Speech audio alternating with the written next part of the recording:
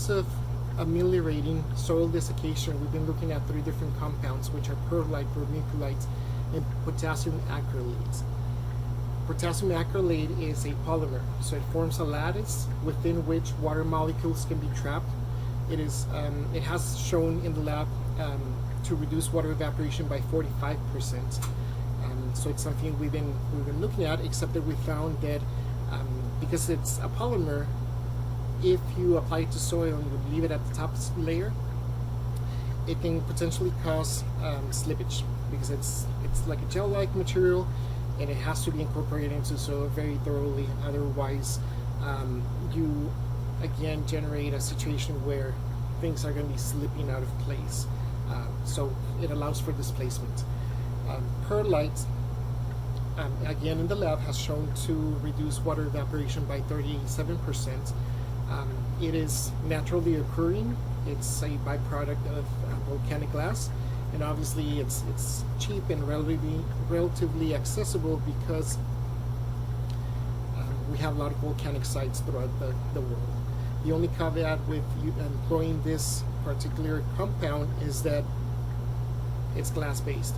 So when it is allowed to become dry, it is very brittle, and if you step on it or you run machinery over it, it turns into powder. And that, when the wind picks it up, if you inhale it, it can give you potentially silicosis, and that of course is a major health risk. The compound that has been the most promising is vermiculite. So vermiculite in the lab has shown to decrease water evaporation by 28%, which is the lesser of the 3 that I've mentioned thus far. However, it is also naturally occurring. It's a mineral. It's iron based, so it's pliable. The iron makes it nice and dense, so it doesn't aerosolize easily, and because of the silicone, it's flexible. So even if you step on it, you will not crush it. You will not make it into a powder. When it comes to the environment, it's also neutral. It's a neutral compound. It does not interact with the soil, meaning it will not provide nutrients into it. It will not leach nutrients out of it, and it's a chemically inert substance, which in an industrial or in a construction site, that would be the most effective to use. At least,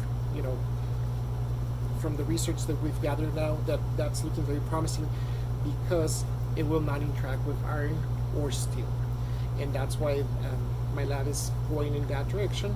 We're continuing the evaluation of vermiculite to see whether it's feasible to use it in an industrial or construction site.